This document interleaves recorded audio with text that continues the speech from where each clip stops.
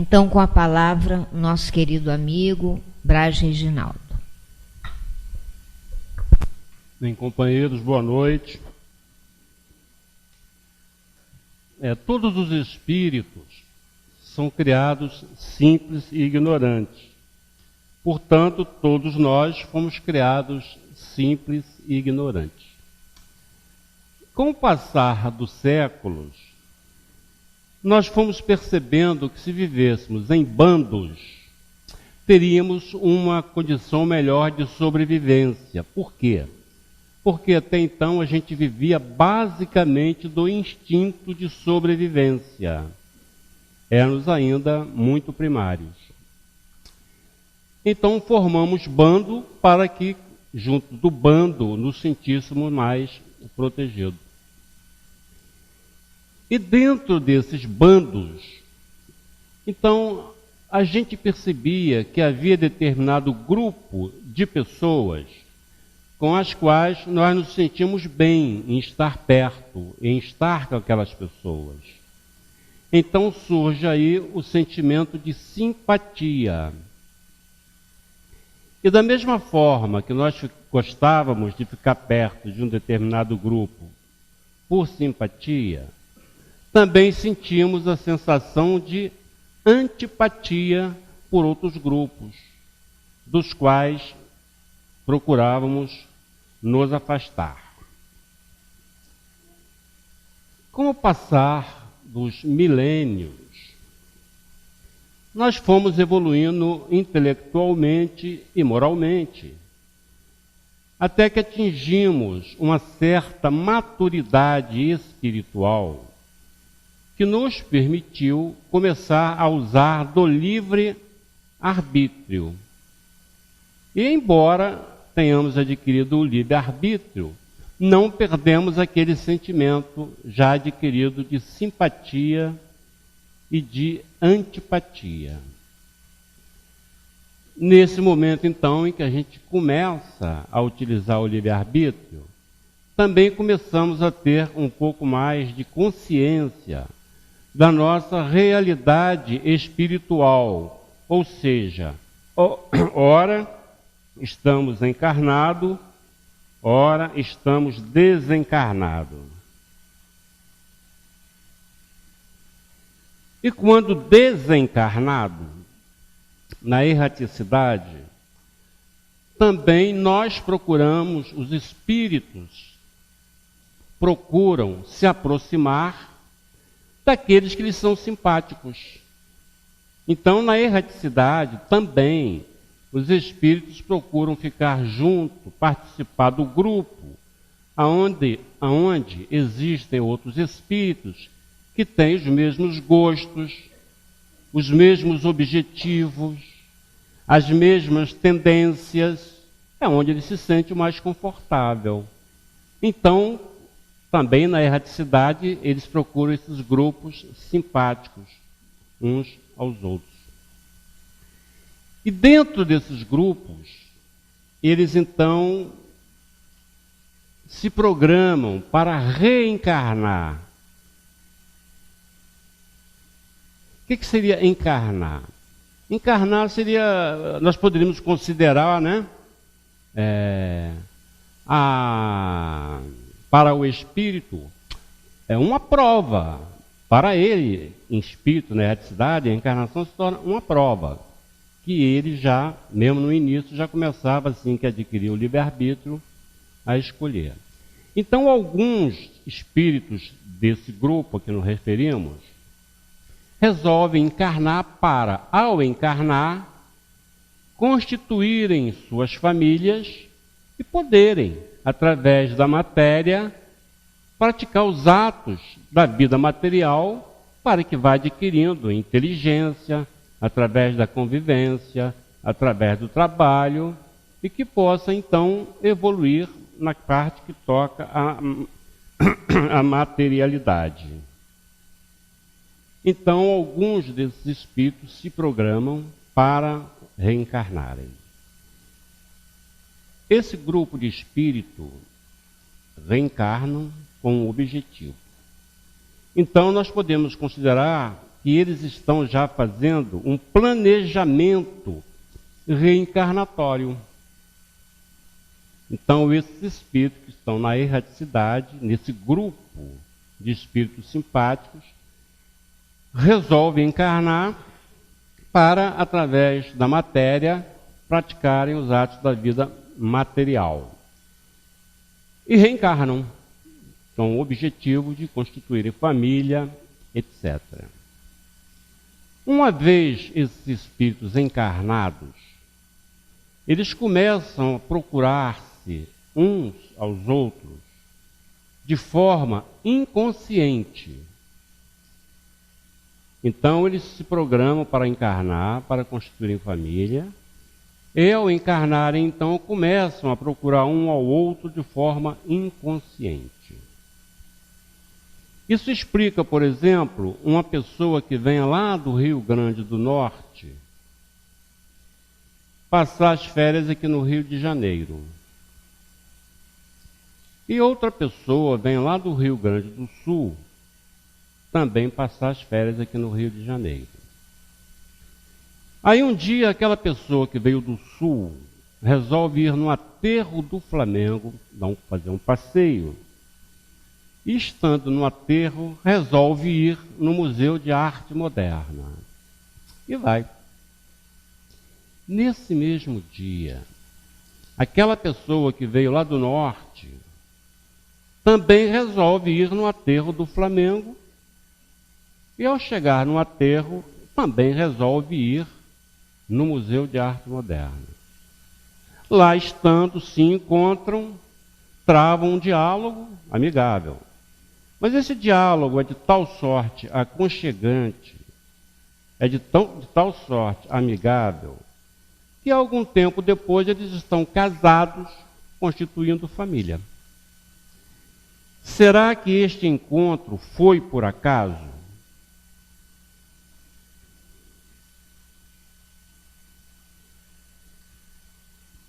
A doutrina espírita nos explica que o acaso não existe. O que acontece nesses casos é que a nossa mente tem muitas propriedades que o homem ainda não conhece. E uma dessas propriedades é a telepatia. E é por causa dessa telepatia que aqueles espíritos inconscientemente ficaram se procurando até se encontrarem. Quantos homens passou pela vida daquela mulher que foi passear no Flamengo? Dezenas.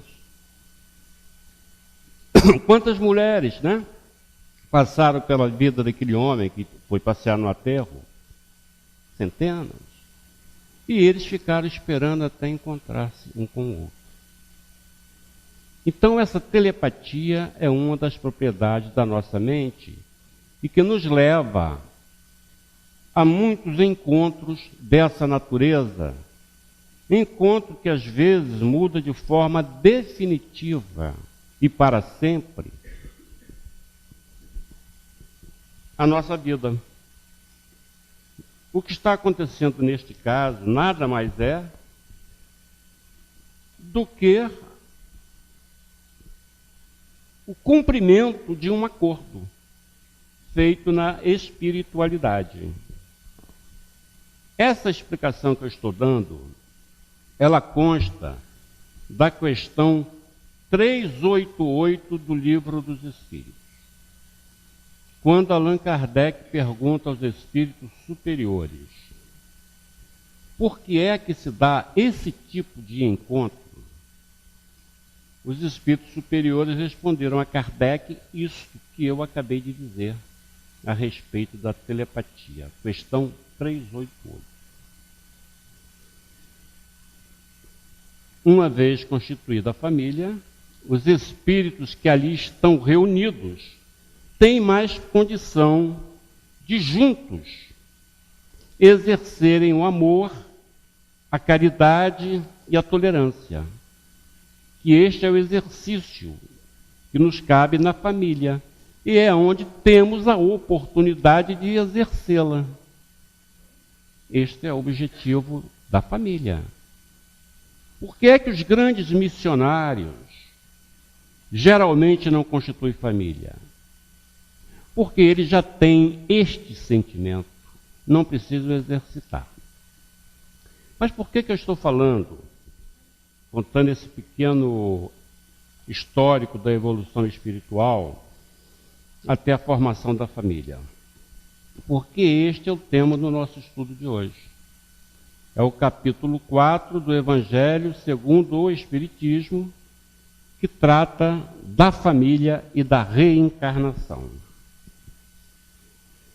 Existem pessoas chamadas materialistas. O materialista, ele não acredita que exista nada além da matéria. Então, todas as virtudes e todos os defeitos que a pessoa tem, no entender dos materialistas, isso tudo provém da matéria, uma vez que não existe nada além da matéria. Isso é de tal ordem que quando no Brasil existia o cangaço, havia alguns especialistas na Bahia que solicitavam à volante que quando a volante matasse algum cangaceiro, que era para mandar a cabeça lá para Salvador, que eles queriam estudar o cérebro do cangaceiro para ver se descobria a zona do cérebro, a região, um sinal que justificasse a violência. O médico que fez a autópsia do Albert Einstein guardou o cérebro do Albert Einstein para posteriores estudos, com o mesmo objetivo. Ele queria ver se havia no cérebro do Albert Einstein algum sinal, alguma coisa que justificasse aquela genialidade. Tudo isso por causa do materialismo. Então, no entender deles, tudo está na matéria e nada mais existe ali na matéria. Para essas pessoas, o materialista, os laços de família se rompem com a morte. Por quê? Se com a morte dos membros da família tudo acaba, não resta mais nada, acabou a família. Não existe nenhum laço familiar mais. Existem aquelas pessoas que são chamadas de anti-reencarnacionistas. Ou seja, não acreditam na reencarnação. Logo, se não acreditam na reencarnação, não acreditam na pré-existência do espírito. Eles acreditam que o espírito é criado no momento do nascimento. Então, para o anti-reencarnacionista, ele entende que o espírito é criado no momento do nascimento. Para essas pessoas, aliás, cabe aqui uma indagação. Vamos admitir essa possibilidade, que o espírito é criado no momento do nascimento, por Deus. O espírito, no entender dessas pessoas, é criado por Deus no momento do nascimento. Por que será, então, que nasce uma criança extremamente saudável? E por que é que nasce uma criança com grandes deformidades físicas e extremamente doente? Se ambas aquelas duas almas foram criadas no mesmo momento, onde está a justiça de Deus? Este entendimento contraria um dos requisitos da divindade, um dos atributos de Deus, que é justamente a imparcialidade. Então, essa indagação é difícil de responder de forma racional, porque seria uma injustiça se assim fosse. O que é que aquela criança que nasceu saudável fez para merecer nascer saudável? O que é que aquela criança que nasce com grandes deficiências fez para nascer daquela forma? Se ambas as almas foram criadas no momento do nascimento. Então, nessa teoria, falta coerência, falta a compreensão da justiça divina. No tocante aos laços de família, para essas pessoas não existe nenhum vínculo espiritual. Então, para elas, a família é constituída por acaso. Porque se não há nenhum vínculo entre aqueles espíritos, todos eles foram criados na hora que nasceu, não há vínculo nenhum entre eles. Eles não pré-existiam. Então, também, essa teoria é um pouco confusa.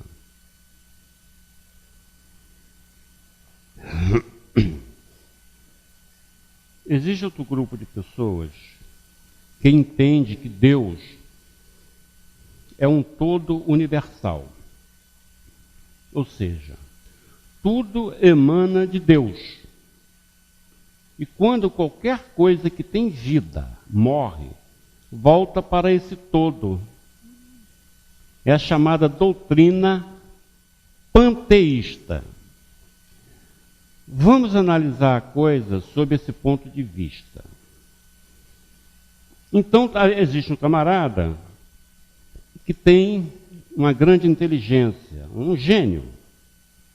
Quando este gênio morre, a energia que havia nele volta para o todo universal. Volta para esse todo. Vamos imaginar uma pessoa extremamente ignorante. Quando essa pessoa morre, a energia que habitava aquela pessoa volta para esse todo universal. Vamos imaginar um animal feroz, agressivo. E vamos imaginar um animal manso e meigo. Quando ambos esses animais morrerem, voltarão para esse todo universal. Então, esse Deus panteísta, ele tem uma parte boa, uma parte ruim, uma parte inteligente, uma parte ignorante, e assim por diante. Se tudo volta para ele e ele se torna um só de novo, ele é um Deus que parece uma coxa de retalho. Tem pedaço de tudo quanto é tipo. Essa doutrina também não tem a coerência, porque tira um dos principais atributos de qualquer divindade, que é a unicidade. É um Deus cheio de parte boa, parte ruim, parte agressiva, parte mansa. Então é uma doutrina que, analisada à luz da razão, deixa uma série de questionamentos. No tocante à família, também aqui ela aniquila a família. Porque se cada membro da família, ao desencarnar, voltou a fazer parte desse todo, acabou a família, virou tudo um todo. É como um oceano, onde as gotas caem e se mistura tudo. Então essa teoria também não é uma teoria que atende a todos os questionamentos.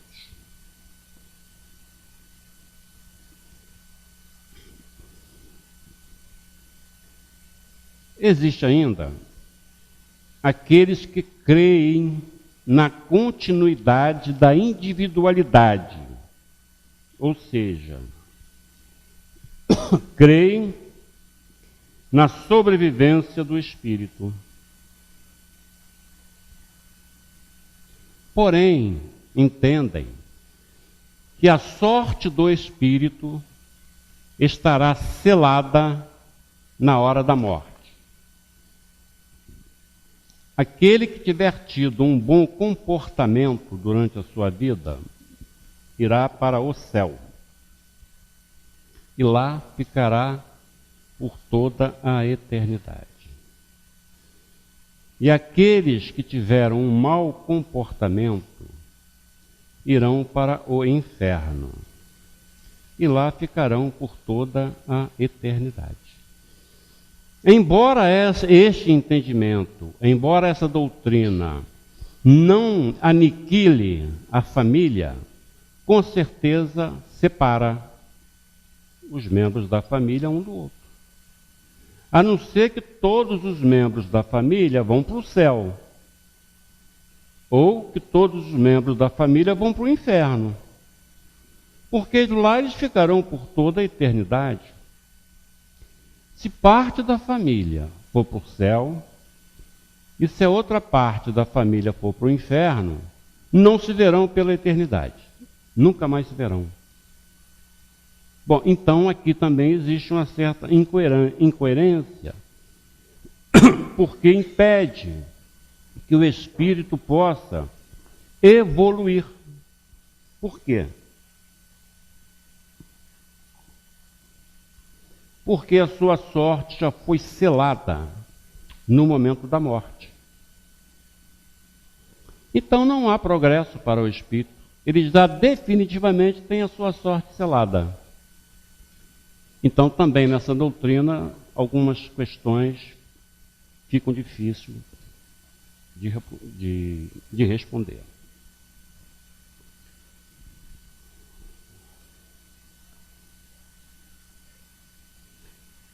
Nós vimos no início dos nossos estudos que tão logo os espíritos adquiriram certo grau de evolução, começaram a se aproximar um do outro por afinidade, não é isso?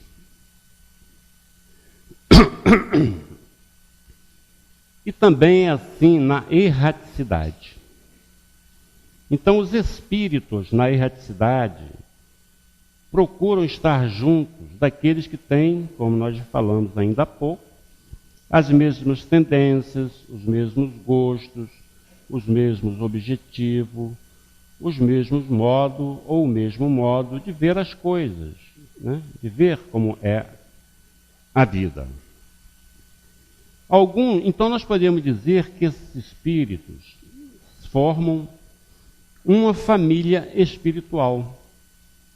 São espíritos que se agrupam por afinidade, com as mesmas necessidades, os mesmos objetivos, os mesmos gostos, os mesmos modos de entender a realidade das coisas, e essa afinidade faz com que eles formem o que a gente pode chamar de família espiritual. Alguns desses espíritos, desse grupo, resolvem encarnar, se preparam e se programam para encarnar e encarnados constituírem famílias para progredirem através das possibilidades que a matéria nos dá, desenvolvendo nossa inteligência, através do trabalho, da convivência social e etc.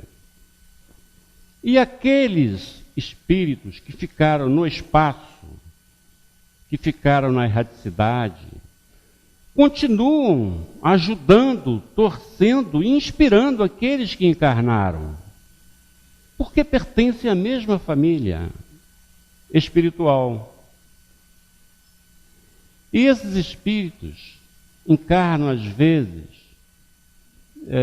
repetidas vezes, muitas vezes esses mesmos espíritos reencarnam na família. Cada um e a cada tempo numa tarefa dentro da família. Uma vez encarna como pai, outra vez encarna como filho, e por aí afora. Então os mesmos grupos, às vezes encarnam várias vezes juntas. Aqueles espíritos encarnam juntos. E os que não encarnam, que ficam na erraticidade, ficam ajudando, inspirando e protegendo dentro das suas possibilidades aqueles que encarnaram. porque pertencem à família espiritual.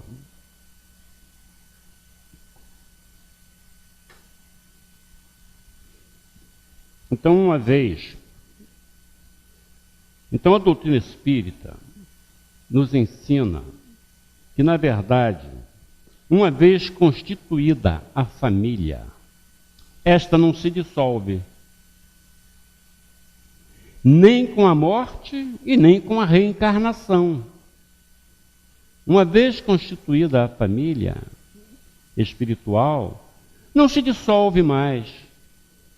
Estando encarnado, desencarnado, então não há a dissolução da família. Nas outras doutrinas que nós analisamos, nós vimos que existe essa possibilidade. Então, a doutrina espírita nos explica que, dentro da família, temos aquela possibilidade às quais já nos referimos, da prática da tolerância, do amor, da benevolência, enfim, uma série de virtudes que são necessárias ao nosso aprimoramento espiritual. Daí a importância da família. E a família, então, não se dissolve. Por quê? Porque a doutrina espírita entende que esta é a vontade de Deus, que haja essa harmonia e progresso. Não pode um grupo de espíritos se reunirem e, de repente, não se veem mais, tudo se perde. A doutrina espírita não entende dessa maneira. Entende que, uma vez constituída a família, esta não se dissolve. Esteja encarnado ou desencarnado, né? Antes da reencarnação, durante a encarnação e depois da morte. Continua a família a existir. É importante nós ressaltarmos que este conceito familiar que nós aqui estamos falando é aquela afinidade sincera, de alma para alma. Todo esse conceito que nós expusemos até agora se refere a uma sincera e honesta afinidade, aquela afinidade espiritual, aquela afinidade de alma a alma, sincera, honesta. Não estamos aqui nos referindo às uniões feitas por interesse de qualquer natureza. Então, as uniões feitas por interesse de qualquer natureza estão fora desses conceitos que nós vimos aqui. Isso é de tal forma interessante e importante que, quando os fariseus perguntaram a Jesus por que é que Moisés havia autorizado o divórcio, Jesus lhes respondeu: por causa da dureza dos vossos corações, porque no início não era assim. E Jesus ainda acrescenta: o que Moisés autorizou a separar é aquilo que nunca esteve junto. Palavras de Jesus, mostrando claramente a diferença entre estar junto espiritualmente e estar junto por interesse. Fica claro nesse ensino de Jesus, não é isso? Nós vimos até agora que os espíritos se unem por afinidade.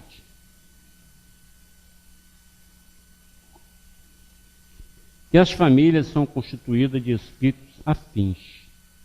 Muito bem. Mas às vezes acontece de surgir na família um espírito que tem um comportamento totalmente diferente dos outros. Tem um modo de ver a vida totalmente diferente dos outros membros da família. Vamos imaginar uma família constituída de espíritos de primeira ordem.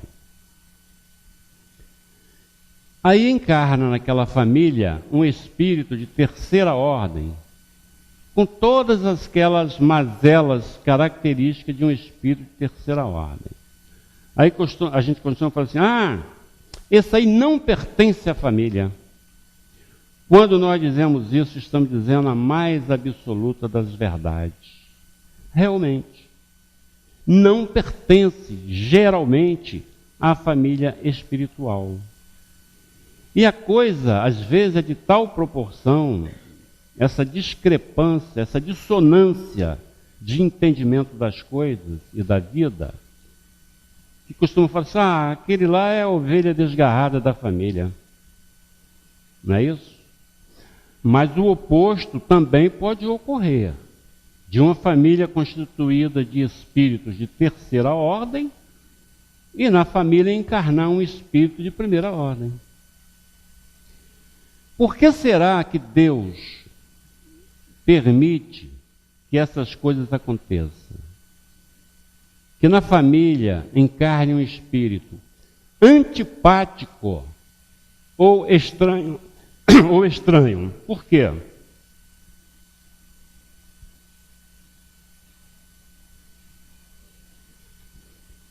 Isso é para servir de provas para alguns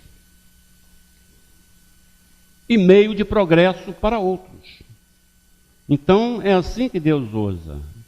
Ele junta espíritos ainda retardatários, junto de espíritos que estão mais à frente, para que um puxe o outro.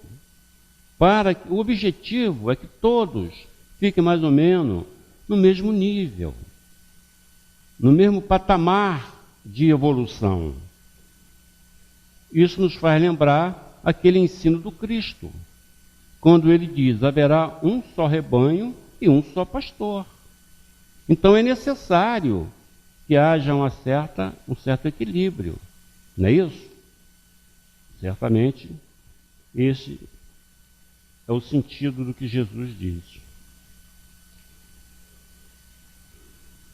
Será que a encarnação tem limites?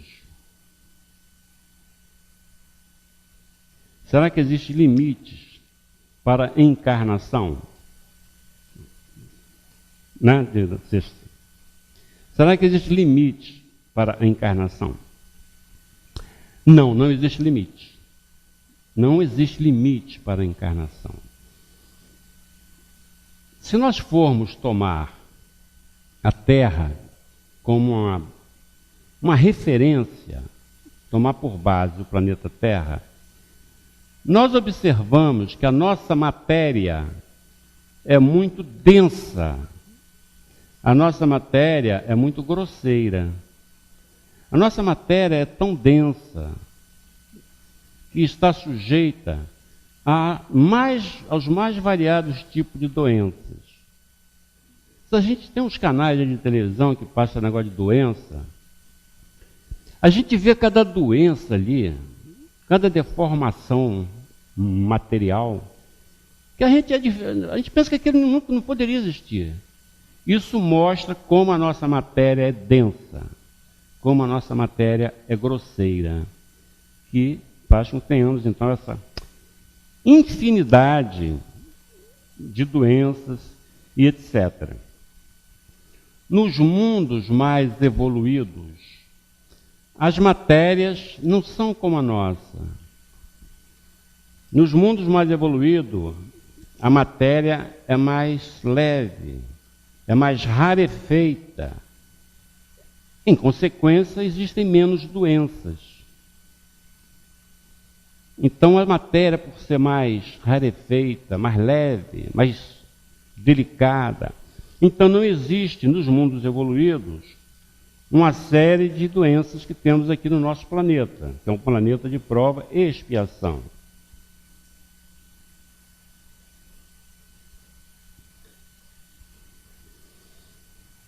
E à medida que os mundos vão evoluindo, também lá nesses mundos existe a reencarnação também.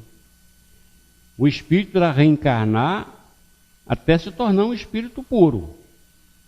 Até então ele sofrerá as encarnações várias, por isso que não há limite. Ainda que em mundos superiores ao nosso mundo, a Terra. E essa evolução, essa purificação da matéria, que cada vez vai ficando mais fluídica, ela chega ao ponto de se confundir com o perispírito, dada a sua rarefação, dada a sua leveza. E, por sua vez, o próprio espírito, o próprio perispírito, também vai se diluindo, vai se quintessenciando, ficando cada vez mais sutil, mais delicado. O próprio perispírito. Aqui na Terra mesmo, os nossos perispíritos não são todos iguais. Cada um temos um perispírito. O perispírito do Chico Xavier, por exemplo, né? Evidentemente que é extremamente mais quintessenciado do que o nosso perispírito. Mais sutil, mais rarefeito, mais delicado do que o perispírito da maioria absoluta. Então, aqui mesmo no nosso planeta, nós já vemos que o perispírito modifica de pessoa para pessoa. Então, uma coisa também que nós temos que tomar conhecimento é que na erraticidade dos mundos mais evoluídos, a erraticidade também lá é diferente da nossa erraticidade. A nossa erraticidade é uma erraticidade grosseira. É uma de matéria densa, a nossa erraticidade. E as erraticidades guardam relação com o próprio mundo a qual pertence. Então, à medida que os mundos vão ficando menos materializados, a erraticidade também. Então, a erraticidade dos mundos guarda relação com a natureza do próprio mundo. A nossa erraticidade é muito densa. Em mundos mais evoluídos, a erraticidade será menos densa do que a nossa. A nossa é densa em demasia. Lá já será menos denso. E vai evoluindo assim, tanto os espíritos como o próprio globo que habitam. E qual é o objetivo da reencarnação?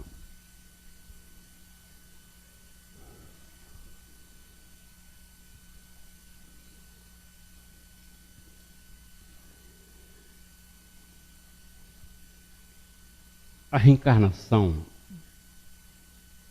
é uma das maiores provas da justiça divina. Deus nos possibilita, através da reencarnação, ressarcirmos os nossos débitos de encarnações passadas. Que é mais justiça do que isso? Deus permitir que eu possa reparar o que eu fiz de errado em uma outra encarnação. Então, a reencarnação, esse é um dos objetivos da reencarnação. É a oportunidade de nós repararmos o que tivermos feito de errado em outras. E é a possibilidade também de desenvolvermos a nossa inteligência pelo trabalho, pelo convívio social. E é através dessa possibilidade é que nós vamos galgando, pouco a pouco, os degraus da nossa evolução. E o importante, a cada encarnação, nós adquirimos conhecimento. E nenhum de nós perde o conhecimento adquirido em qualquer encarnação. Todo o conhecimento que nós adquirimos, toda a virtude que nós adquirimos, fica gravado no nosso perispírito. Então, toda a evolução, todo o conhecimento que nós já adquirimos até agora, através das nossas diversas reencarnações, estão gravadas no nosso perispírito, no que nós podemos chamar de memória integral. Então, todos os nossos conhecimentos estão na nossa memória integral, no nosso perispírito. O fato de nós não nos lembrarmos não significa que nós não tenhamos os conhecimentos que lá estão. Ele provavelmente aflorará no momento oportuno. A maior prova de que o que nós adquirimos de conhecimento fica gravado no nosso perispírito, e é uma prova incontestável, são as chamadas crianças prodígio.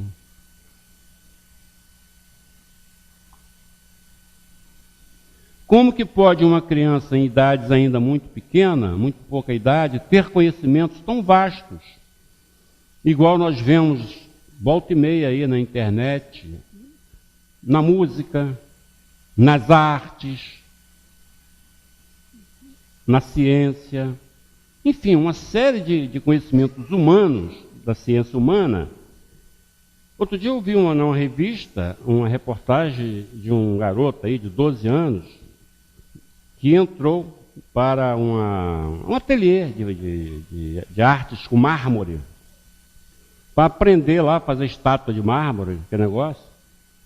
Aí o mestre pegou um pedaço de mármore que estava no chão lá e falou, faz alguma coisa aí. Ele fez uma estatueta que o mestre falou, não foi você que fez isso, não é possível. Você entrou aqui hoje para aprender, como é que você fez isso? Eu falei, não sei. Então, os conhecimentos que nós temos, eles ficam armazenados no nosso perispírito. Por isso é que existe a criança prodígio. Porque se os espíritos fossem criados no momento do nascimento, todos começariam do zero. Se o espírito é criado no momento do nascimento, que conhecimento ele tem? Nenhum, é zero. Ele só vai adquirir conhecimento à medida que for aprendendo. Ora, e se ele já externa saber, é porque ele já aprendeu. E se ainda é uma criancinha, só pode ter aprendido em encarnações anteriores. Então, a criança prodígio é a maior prova da realidade da reencarnação e de que o espírito conserva o conhecimento. Se nós entrarmos na internet, a gente vai ver uma infinidade de crianças prodígio, mas é muito grande, é uma coisa infinita. Aí, para ilustrar o nosso estudo, eu entrei na internet e peguei 3 crianças prodígios. 3. E eu vou ler, então, o que está lá na internet escrito. Eu copiei da internet e colei aqui no meu papel. Está igualzinho, está até com a cor da internet aqui. Então, eu vou ler exatamente igual está lá na internet. 3. Entre uma infinidade. Jean-Philippe Barratier nasceu em 19 de janeiro de 1721 em Nuremberg, Alemanha. Faleceu em 5 de outubro de 1740, ou seja, morreu com 19 anos. Foi um alemão estudioso, uma notável criança prodígio do século XVIII. Publicou 11 obras e publicou uma grande quantidade de manuscritos inéditos. Seu progresso foi tão rápido que quando ele tinha 5 anos de idade, ele podia falar francês, latim e holandês com facilidade e ler grego fluentemente. Ele então estudou hebraico durante 3 anos. E aos 8 anos de idade, traduziu a Bíblia hebraica para o francês e para o latim. Aos 14 anos, foi admitido mestre de arte na Universidade de Halle e recebeu o prêmio Academia Real de Berlim em 1755. Vamos ao segundo.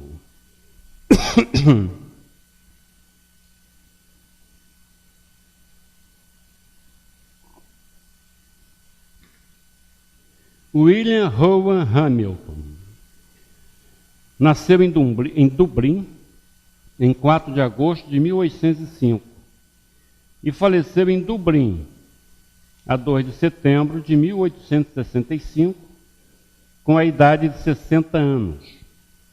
Foi um matemático, físico e astrônomo irlandês. Hamilton foi uma criança prodígio. Aprendeu a falar diversos idiomas. Dizem que aos 13 anos, Hamilton falava tantas línguas quanto a sua idade. Além da maioria das línguas clássicas europeias e modernas, falava ainda persa, árabe, sânscrito e malaio.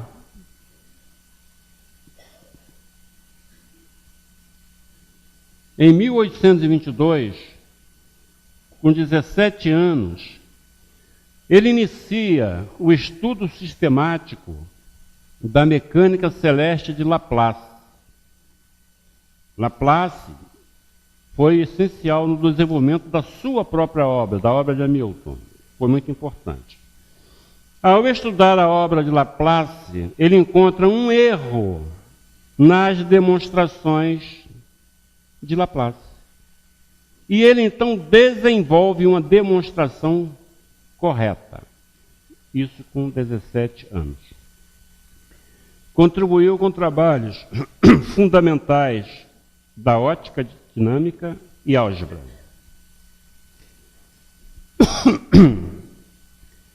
A sua descoberta mais importante em matemática é a dos quaterniões. Em física, é muito conhecido pelo seu trabalho em mecânica analítica, que veio a influenciar as áreas da mecânica quântica e da teoria quântica de campo. Em sua homenagem, são designados hamiltonianos os que estudam a ciência por ele desenvolvida. E agora vamos a um caso que eu diria assim, espetacular. Esse aqui é demais da conta. Trata-se de Henri de Reinecke. Reinecke nasceu em Lübeck, na Alemanha, em 1721 e faleceu em Lübeck em 17 de junho de 1725.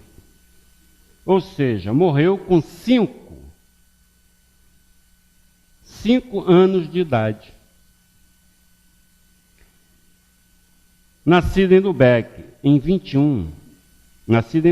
1721, falou quase ao nascer.